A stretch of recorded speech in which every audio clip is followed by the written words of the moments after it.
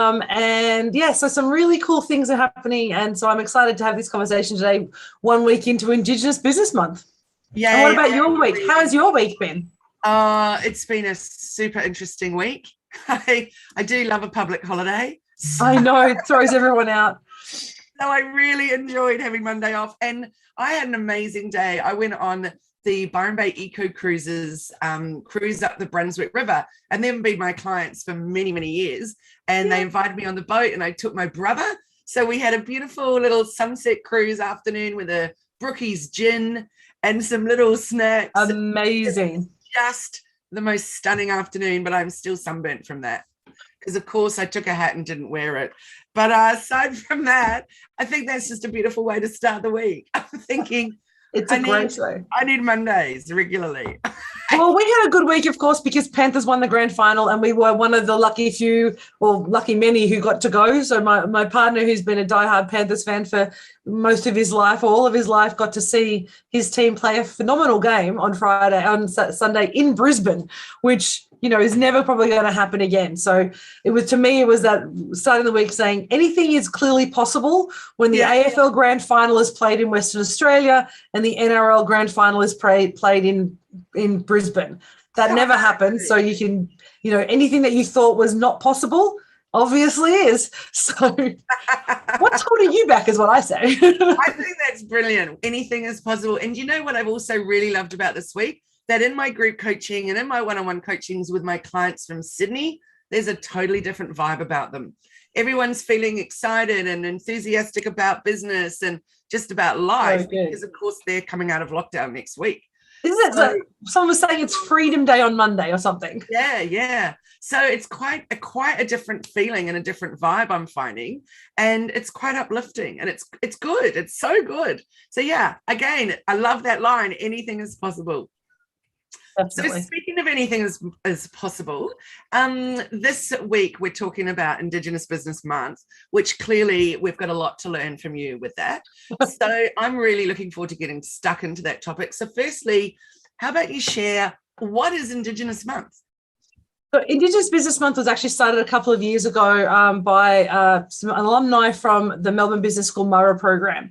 And essentially it's a month to celebrate and recognise and acknowledge and engage with Indigenous businesses around Australia, because it's a huge market, it's a huge growing industry, and not just in the traditional art and culture and that kind of more traditional Indigenous business sectors, but actually looking at Indigenous business and saying, how can we actually improve our impact? How can we actually add value, and leaning in and seeing what's out there? So there are some incredible businesses in the market at the moment that I have the privilege of working with, that in the digital space, in logistics and IT and security, in, you know, resourcing and construction and recruitment. Pretty much, if you can imagine, if any industry exists, there is an Indigenous business within that industry. So we're a little bit quiet sometimes about telling people what that is. So Indigenous Business Month is about promoting that and boosting the economy by engaging with Indigenous businesses.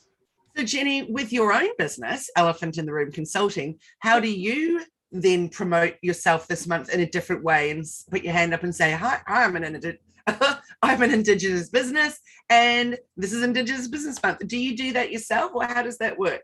It's a really good question. I actually have only just leaned into it in the last couple of years, to be perfectly honest. When I started my business, for me, being Indigenous, I can't change, right? It's in my skin, it's in my blood. I can't remove that part of my identity. But I didn't want my business to start to be purely identified as an Indigenous business, which is a pretty sad thing to say, because a lot of people have that view of Indigenous business as coming from a point of, well, isn't it great that they're a business? How lucky are they? It's so wonderful, in that kind of almost slightly patronizing tone. So I was like, I'm just going to be a really good business owner. I'm going to go really good work, create impact. And you know what? I also happen to be Indigenous. So if you've got some money to spend in your Indigenous procurement policy, send it my way. So I had that kind of attitude of, I'm just like any other business. But what I've recognized is that people are starting to be more mindful and aware of how they spend their money and their procurement money. And they're looking to create impact in more than just delivery of programs. And using Indigenous businesses is a really clever way of doing that. Because as we were talking before this kind of off air, if you like, around Indigenous businesses and the way that the money is spent within the Black economy tends to circulate more. There are you're 6 times more likely to have an Indigenous business start at the moment than a non-Indigenous business. We're a growing sector. And the money spent in our industry actually impacts community, impacts long-term well-being and other plans because we spend that money within the community. And so I think it's an opportunity now for us to say, if you work with an Indigenous business, you're not just actually getting an amazing product or an amazing outcome, you're also having a social impact. And that's something that people are really interested in doing these days. I'm so glad that you brought that up, because I was going to say, Jenni, something you said to me earlier was about how it's fascinating to me how people, Indigenous businesses will spend it within their community, as opposed to the way other businesses will spend it. Where so much of it's going offshore, et cetera, et cetera. So how is that money being spent, and how can we get in on that? Well, I think it's just about saying, well, if you're spending money, and let's just say something, and I had this conversation with a colleague and client earlier this week. If you're spending money on gloves, right? If you've got PPE and you're a company who's selling money on gloves, there are a million different providers probably in the world on gloves. But if you're spending that money and you've got a business that's buying them offshore and basically the money is all going offshore, and you've got a company who can provide them to you in Australia, that is owned by an Indigenous person, run and managed and produced here in Australia, and they can price guarantee you, wouldn't you want to work with a company that's going to keep the money in Australia, boost their economy and increase the employment for Aboriginal and Torres Strait Islander people versus sending that money offshore? So it's simply saying, how do I spend money that I'm already spending in a better way for the economy? Same conversation we had when Dick Smith was around about buy Australian made. And I had this conversation yesterday saying, there was all that buy Australian made product piece, but we weren't really yet ready to want to spend that slightly extra money on Australian made. And I think now the society is starting to recognise with the improvement of ESG, so the kind of requirements for companies to be more environmentally friendly, more sustainable and really mindful about their impact, working with local and Indigenous businesses is a really great way to create sustainable change across the Australian economy, as well as within Indigenous communities. So it's super interesting, isn't it? Because I was just talking with a client last night who has 3 toy shops. So, and, they're very much about natural toys, and, they still have Lego and whatever, but very much about natural, sustainable, et cetera, et cetera. And we were talking about lead magnets and, all that other wonderful stuff, and how the wooden toy thing, like, we were looking at one of the products on our website, it's $300. And now Kmart's got on the bandwagon of wooden toys, but wooden toys are not the same. So wooden toys that have been, where the wood is sustainably sourced, where it's not coated in stuff that's toxic, where it's, I don't know, who's made it, where is it made, all that kind of stuff, compared to a $5 wooden doll's house, or, that's a little exaggeration there, but you know what I mean? Yeah. So not all things are equal, even though they may appear that on the surface. And where we choose to spend our dollars. And I just watched a reel on Instagram this morning by Mia Friedman. It was quite curious. I've never actually watched one of her reels, but there she was doing her makeup, getting ready for the day. And I was like, wow, there you go. Anyway, she was talking about her clothes and what she was wearing, and how she's got a lot of flack from wearing something that's $300 and promoting that, whereas most people can't be spending $300 on a pair of tracksuit pants. But she was explaining why she does it. And she said, because I want to promote women-owned businesses here in Australia. So when you think about those $300 pants, it's true, most people may not be able to afford $300 pants, but I want you to think about the cost of those pants, as opposed to $3 pants from Big W or Kmart or whatever like that. Yeah. Who's benefiting from it? Where's the money coming from? Plus, when you look at those giant corporations, when they're producing 500,000 units of one thing, as opposed to a small business owner here in Australia that at most would be producing maybe 300 units of one thing, or businesses where it's all handmade, of course you've got to pay a bigger price, but the cost is worth every penny, because you're impacting so many different people in so many different ways and creating change. And just like you said with Indigenous businesses, that money is then getting spent within a community. It's not going off overseas and, you know, just to big corporations. So I think we just need to think about it in so many different ways. Yeah, and I think part of the challenge is that when we're looking at Australian made and women-led businesses, we're all talking about essentially minorities in the global market, right? So even Australian made in a global market is a minority niche because it's made here as a, you know, so people are wanting how cool it is to have an Australian made product even in the US, because there's a tax associated with that because it's unique and it's niche and it's a little bit kind of quirky. Women-led business is the same. Any business that is run by essentially a minority group needs to be supported. But Indigenous businesses, I think, it takes it a little bit further, because the economy and many of the people within the communities, and I've been blessed. I'm not going to pretend to say that I've had a really hard life. I've been absolutely blessed with the opportunities that my family, that my mother and my father presented to me, and I've wanted to take those. So I've got an incredible business. I've also worked for it, right? But there are many people who don't have that same role model about being in business, or may not have had the opportunities, and that's legacy issues around Australian policy. And you were talking off air about the White Australia policy and all those different things that have actually created gaps in the way people have had access to education, access to training, but just that confidence to be able to go out and do it without feeling shame, without feeling worried that they're going to be judged for it.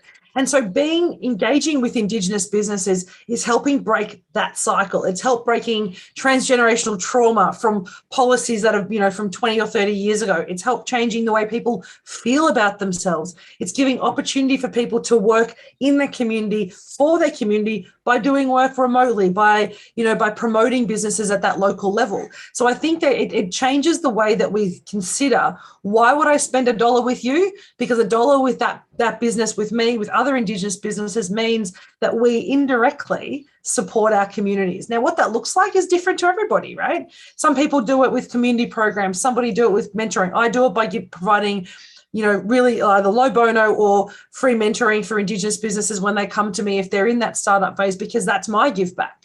There's ways that we do that, but it's a choice for us to improve ourselves, improve our economy, and break those cycles, which will hopefully in 15, 20 years, we won't have to have an Indigenous Business Month, because those levels will be changed, and we'll actually be able to reset the bar so that, you know, there is equality across across everybody. Yes. So before we came on, I just Googled Indigenous Businesses Australia, and up came shopping, which was fantastic. There was so much going on there. I was blown away. But then I started delving into it and realized actually what they were showing me, a lot of the stuff was just inspired by Indigenous things rather than necessarily Indigenous owned businesses. Yeah. So how do you think, other than Googling and then going down a rabbit hole, how do you think that, or how can we find Indigenous businesses to support? There are lots of actually connection points. There's IBA, there's Supply Nation, which is one of the nation's kind of first peak industry body, I guess, for Indigenous businesses. They actually do a certification process for Indigenous businesses. So you can register if you're an Indigenous business, but if you actually want to be certified, you need to actually show that you're managed and owned, and the financial control and the flow and effects rest with the Indigenous person. So that prevents things like black cladding, which is a thing, which is where basically non-Indigenous businesses engage with an Indigenous person as their front person. They get a small wage, but the actual revenue and the financial gain and the economic development opportunities actually flow out of the community and not to the Aboriginal community. It's literally just cluttered with an Indigenous person. So there's a lot of organisations that actually really focus on doing that. So Black Business Finder, there's a website called Black Business Finder. It's BBF, it's here in Queensland. But also reaching out through, if you literally search Indigenous businesses on Instagram, so many incredible businesses within Instagram. If you literally type hashtag Black Business or Indigenous Business or First Nations businesses, they'll actually come up with a huge amount of searches on Instagram and on Facebook. But what we want to think about, though, is who are you spending with, and asking some questions. And it's okay If you're just buying a pair of earrings, then, you know, the amount of due diligence you might need to ensure that it's Indigenous business is a little bit less than if you're putting a large contract out to market. And I think it's when you're looking at a big contract and want to engage with an Indigenous business, it's asking the question, where does the money go? Who actually has control of the company? They're the questions I got asked to show that, yes, I'm an Indigenous business. It's run by me. It's owned by me. I'm the controller of the finances. I manage the business operations. So it's truly it's 100% Indigenous owned. And asking those questions and having that conversation shows that not only are you interested in where, you know, what the impact is that's being created, but it also means that if more people ask those questions, it's going to actually remove the opportunity for things like black cladding or other businesses to actually, you know, essentially ride the coattails of the black business kind of economy and the movement at the moment. I'm really fascinated by this black business coattails. Can you talk a little more about that? Well, I think it's a funny thing is, you know, so often there's a token gesture. Well, it is very much a token gesture. So many people be like, oh, you know, well, it's the kind of back in the day, and you watch movies where you say, oh, look, you know, I'm so woke, I have a black friend, you know, woohoo. Well done, you. Guess what? I have a white friend. You know, like, what is the alternate? Like that kind of old school kind of paternalistic idea of, oh, look, I bought something because I wanted to help them out. Well, hang on. You needed it. We had it. We sold it to you. That's like any other business, but it's often produced in that kind of paternalistic, you know, I'm trying to help you out kind of way.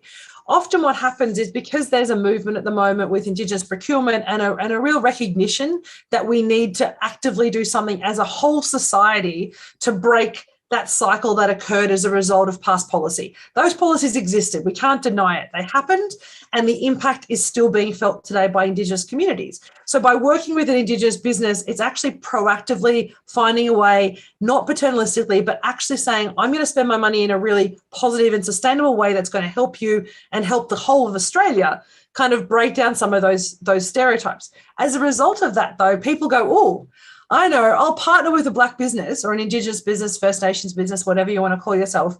And then I will actually get access to that pool of money that's often set aside. They actually put in government, they actually have set asides for Indigenous businesses so that they can actually actively promote that. So having a non-Indigenous business kind of go, well, let me partner with you. I'll support you. And they essentially back the business so that, yes, to some extent it helps boost the Indigenous business, but really they're there to get access to funds that were really designed for Indigenous businesses. Interesting. And would you mind sharing, mate, you can be honest and say, no, I don't want to, but you told me a little story before that I just thought was great about the pub. Oh, well, yeah, we were talking earlier because Great, a lot of people. Great. No, well, it's funny. Like my cousin does it in a funny way. Like we were talking off for those people who are listening who may not realize some interesting fun facts that, while, you know, if we think about apartheid in in South Africa, we often kind of are repelled by the idea of apartheid and segregation like it never happened. But the policies in Australia here started in sort of early 1900s of apartheid and segregation. We had it here in Australia, and it actually extended all the way through to probably early 80s as a policy of the government. And so, and in fact, I was told by someone else that that it was actually the South African government came to Queensland to see how this segregation and apartheid policy worked before taking it back to South Africa. So we've had this policy in place. And so my cousin grew up down in northern New South Wales and was at a pub out the back with his white girlfriend. So he was a paler skin Aboriginal man, kind of like me, a bit darker than me though, and was out the back of the pub having a conversation, you know, with his then girlfriend. And the bartender kind of came out and said, oh, look, we just want to let you know this is the black side of the bar. So, you know, you want to make sure that, you know, just there's no one here now, but, you know, the black fellas are going to be coming in later. So just be mindful. You might want to move out the front to the, you know, with your girlfriend because you're not really sure how they're going to be around her. And then, of course, this is his community. He is a black fella. It's technically he's on the right side of the bar from that perspective. And so when his cousins came and family came and he was, you know, big shout out and having, you know, big hugs and jokes, and they were joking around with his girlfriend, the bartender was like, oh my God, I am so embarrassed, because he kind of went, oh, you actually want to hang out with these people. Like, it was very much that segregation of it's not safe to be with black fellas. It's not safe to be there.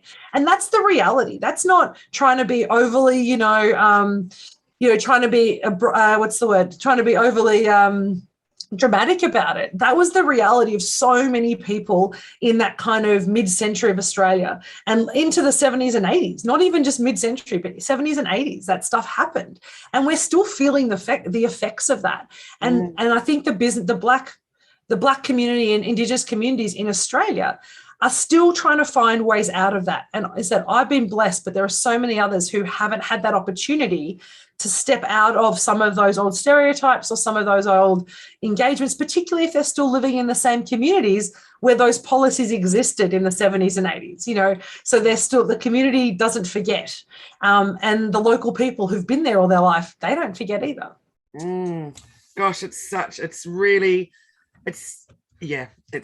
incredibly complex subject. And so I guess, sure is. And I think the thing is, though, we need to find ways to have this open narrative.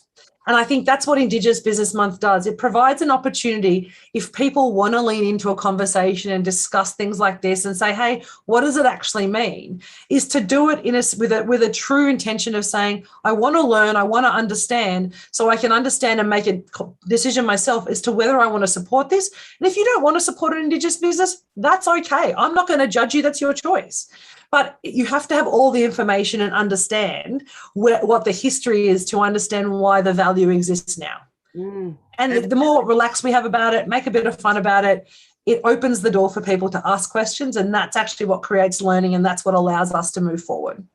Indeed. And Jenni, I think the fact that there are so many more films and documentaries and TV series coming out, like I know I've mentioned it before, but I really found the Adam Goodes story just so moving. But I went with my whole family, which was great. And we all walked out of there going, well, we need to talk about this a lot more. That was a really fascinating experience. But also, the TV shows like Redfern Now, and, there's stuff out there. So we can all be learning and educating ourselves. There's even one I watched recently. I can't remember.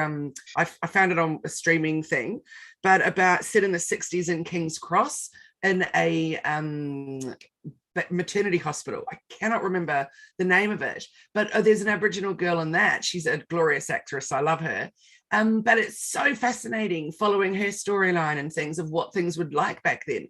So the more that it's there, that we can see it and really understand it, or even just get a feel for what was going on, and then go off and do our own searching journey, etc. But I really love that you said, when I said about the Google search just wasn't coming up with the right thing, but then you said actually look up the hashtag on Instagram, because yes, wow, that's so much more powerful. So I put that as a challenge to everyone this morning to jump on Instagram, go and look those hashtags up, and see who you can follow and see what you need to buy. and essentially what it is, I mean, we have small businesses that we're talking, and I guess we promote Indigenous Business Month in the same way that they have Small Business Month in Queensland, and they have, Mental Health Awareness Month, or all the different months are literally designed to raise awareness. It's about to say, hey, there's a whole economy that exists. But what I find really fascinating is at the moment, even in the even with COVID, many Indigenous peoples are starting to realise this is an opportunity for us to stay at home, stay in community, but actually create a business around our idea, because we're comfortable with Zoom now. Before, we had to go into an office, and if I didn't want to leave my community, if I didn't want to leave my home and my country, then I couldn't go. I didn't want to go and actually do that.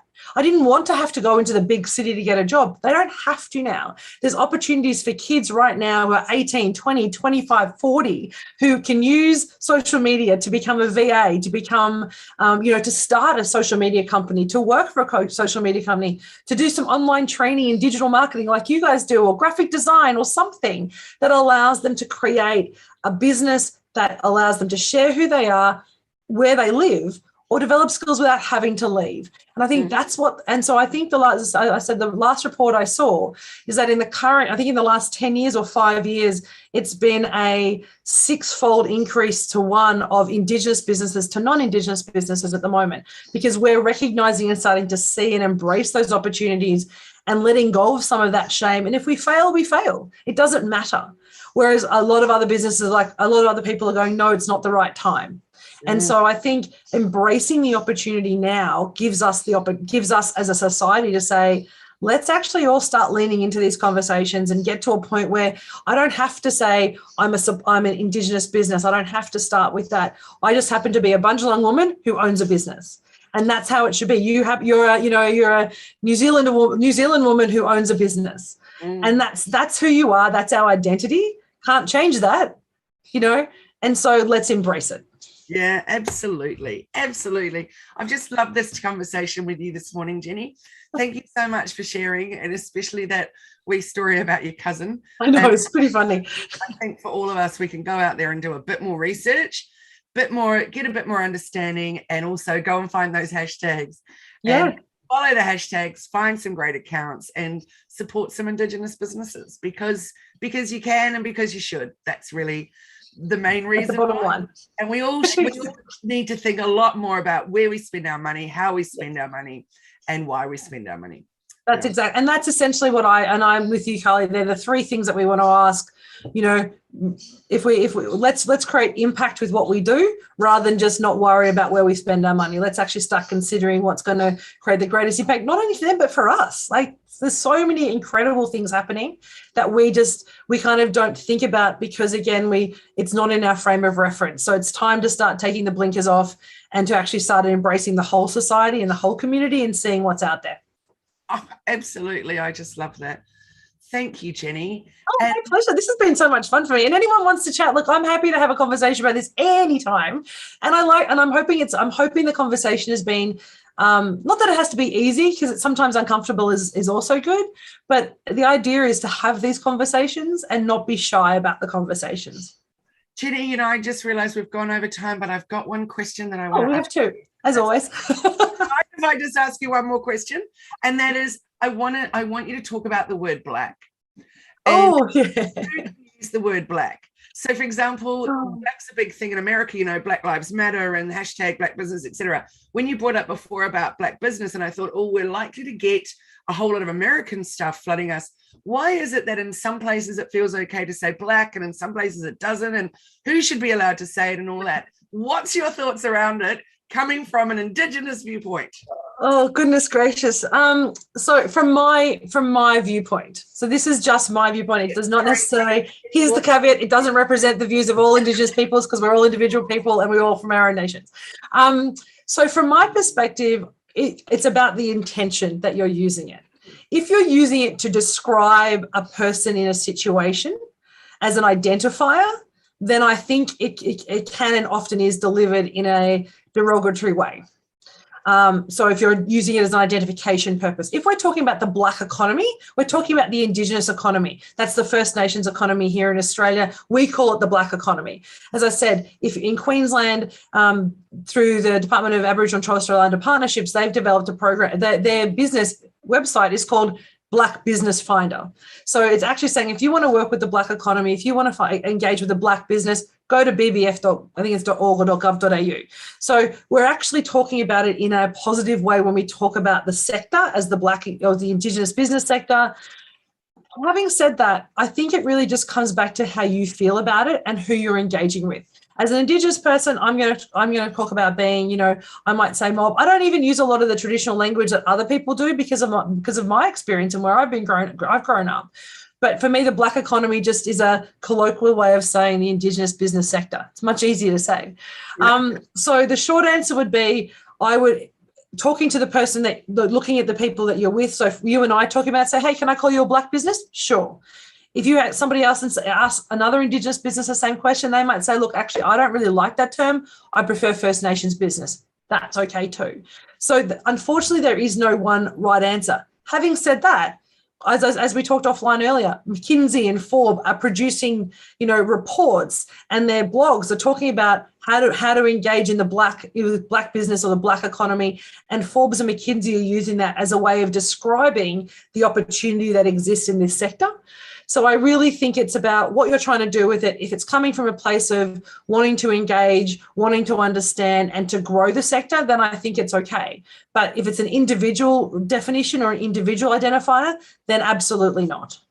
Thank you. Sorry, Jenni. I couldn't give you a clearer answer. No, I think that was just perfect. And I really am so glad that you said right at the beginning there, it's coming from my point of view, not from every Indigenous person's point of view. And that is 100% what we've got to remember with everything, that it's always just one person's opinion. Yeah, and we are nations. So this is also I think one of the challenges we have. We don't have one homogenous Indigenous people. We have hundreds of nations of countries of Indigenous people in Australia. It's the colonialisation that's created this kind of homogenous view of what an Indigenous person might look like. But the reality is I don't speak for anyone else's country. In fact, I don't even have the right to speak for my own country. There are elders in my community who speak for my country. But I am a member of, I'm a Bundjalung woman because that's my country.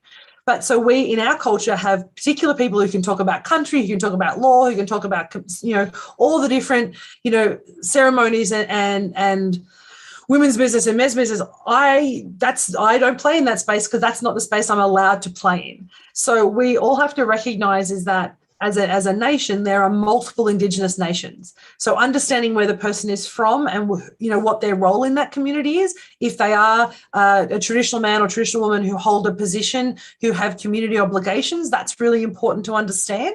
But we don't all speak for each other. And these are just my opinions. And I think it's really important because so often we'll have one person's view who is then said that this is the whole view of the Indigenous people. And it never is. It's not, unfortunately, it's not that easy because we are not one people. Yeah, absolutely.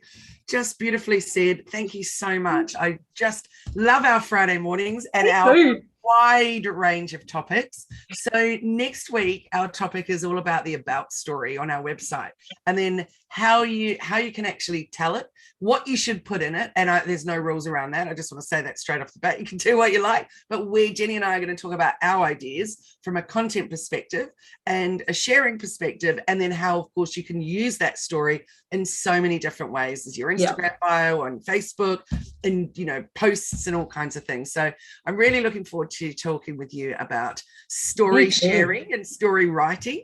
So thank you again for And so where can we find you, Kylie? Tell us how we can lean into you before next Friday if we want to connect.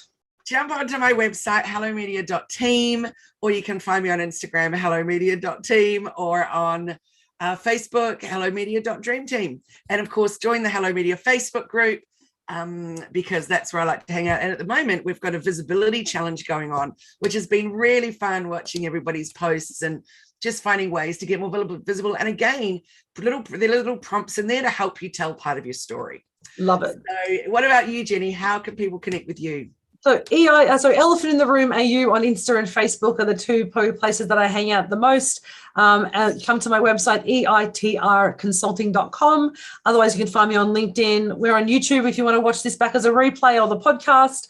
But if you type in Jenni with an I, Walk with an E, you tend to find me because there's not many of us around. So that's probably the easiest place to find us in Google. I love how you say Jenni with an I, Walk with an E, and it just rolls off your tongue, because growing up with the surname Mowbray, my dad used to always say, mow as in grass, bray as in donkey. Yeah. I love it. I was talking when I was on the radio doing the radio session yesterday, Bo Spearman. I was like, how do you spell his surname? He's like, it's like spear him without the H. Yes. I was like, I love that. He just was like, I will, like, I can now imagine, and he's this like amazing dude, and I could just imagine him with the spear, like it just fits him so beautifully. And I was just like, yeah, I get it. I love it when it just rolls off your tongue like that. I know, right? Well, have an amazing Friday, everyone. Kylie, thank you so much for the chat today. It's been absolutely amazing. I love chatting with you, Jenni, and that was an awesome topic. Me too. Thank you so much. And I look forward to talking about stories next week. Have a great week, everyone. Thanks so much for watching. Thanks, everyone. Bye.